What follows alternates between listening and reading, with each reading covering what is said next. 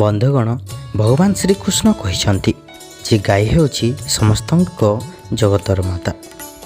ଗାଈ ହେଉଛି ଏକ ଦିବ୍ୟ ଜୀବ। ଯେଉଁ ଘରେ ଗାଈ ରହିଥାଏ ସେହି ଘରର ସବୁ ବାସ୍ତୁଦୋଷ ଦୂର ହୋଇଯାଇଥାଏ। ଧାର୍ମିକ ଗ୍ରନ୍ଥ ଅନୁସାରେ ଗାଈ ଦେହରେ 33 କୋଟି ଦେବାଦେବୀ ବାସ କରିଥାନ୍ତି। ତେଣୁ ଗାଈର ପୂଜା କରିବା ଦ୍ୱାରା ସମସ୍ତ ଦେବାଦେବୀଙ୍କର ଆଶୀର୍ବାଦ ପ୍ରାପ୍ତ ହୋଇଥାଏ। ଗାଈର ପିଠି ଆଡ଼ରେ ସୂର୍ଯ୍ୟକେତୁ ନାଡ଼ି ରହିଥାଏ, ଯାହାକି ସୂର୍ଯ୍ୟ କିରଣରୁ ରକ୍ତରେ ସ୍ୱର୍ଣ୍ଣ କ୍ଷୀର ତିଆରି କରିଥାଏ। ଏହି ସ୍ୱର୍ଣ୍ଣ କ୍ଷୀର ଗାଈର କ୍ଷୀରରେ ରହିଥାଏ, ଯାହାକି ମଣିଷମାନଙ୍କ ପାଇଁ ଅମୃତ ଭଳି ହୋଇଥାଏ। ଏହାର ରଙ୍ଗ ସୁବର୍ଣ୍ଣ ରଙ୍ଗ ହେତୁ ଗାଈର କ୍ଷୀର ସାମାନ୍ୟ ହଳଦିଆ ହୋଇଥାଏ। ତେବେ ବ୍ୟକ୍ତି ଗୋମାତାଙ୍କୁ ପୂଜା କରିବା ଦ୍ୱାରା କେଉଁ ସବୁ ଲାଭ ପ୍ରାପ୍ତ ହୋଇଥାଏ ଚାଲନ୍ତୁ ଜାଣିବା। ତା ପୂର୍ବରୁ ଭିଡ଼ିଓକୁ ଗୋଟେ ଲାଇକ୍ କରି ଆମ ଚ୍ୟାନେଲକୁ ସବସ୍କ୍ରାଇବ୍ କରିନିଅନ୍ତୁ ଆଗକୁ ଏମିତି ଭିଡ଼ିଓ ଦେଖିବା ପାଇଁ।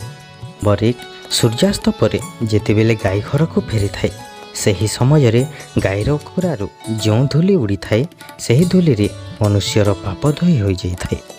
ଯେଉଁ ବ୍ୟକ୍ତି କ୍ରୋଧୀ, ପାଠପଢ଼ାରେ ଦୁର୍ବଳ, କହିବାରେ ଅସମର୍ଥ ହୁଏ, ଏହିସବୁ ବ୍ୟକ୍ତି ଗାଈକୁ ସବୁଜ ଚାରା ଖାଇବାକୁ ଦେବା ଉଚିତ। ଏଥିଦ୍ୱାରା ବୁଧ ଗ୍ରହର ଦଶା ଠିକ୍ ହୋଇଯାଇଥାଏ। ନମ୍ବର 2, ଗାଈର ଦାନ କରିବା ଶାସ୍ତ୍ରରେ ଶୁଭ ବୋଲି ବିବେଚନା କରାଯାଇଛି। ଯେଉଁ ବ୍ୟକ୍ତିର ମଙ୍ଗଳ ଗ୍ରହର ଅବସ୍ଥିତି ଖରାପ ରହିଥାଏ, ତେବେ କୌଣସି ଗରିବ ଲୋକ କି ବ୍ରାହ୍ମଣକୁ ଗାଈ ଦାନ କରନ୍ତୁ। ଏହା ସେହି ବ୍ୟକ୍ତି ପାଇଁ ବହୁତ ଭଲ ଅଟେ।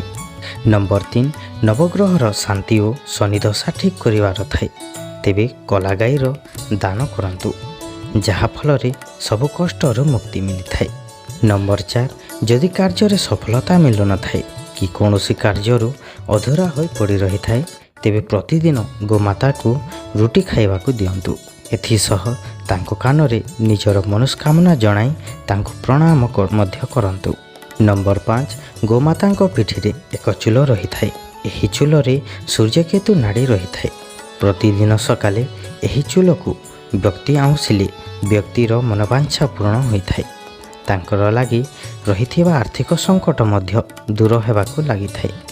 ରୋଗ ବେମାରୀ ଶରୀରରେ ଦେଖାଯାଇନଥାଏ। ବ୍ୟକ୍ତି ନିଜ ପରିବାର ସହ ସୁଖ ଶାନ୍ତିରେ ରହିଥାଏ। ଯଦି ଭିଡ଼ିଓଟି ଭଲ ଲାଗେ ତାହେଲେ ଲାଇକ୍ କରି ଆମ ଚ୍ୟାନେଲକୁ ସବସ୍କ୍ରାଇବ୍ କରିନିଅନ୍ତୁ।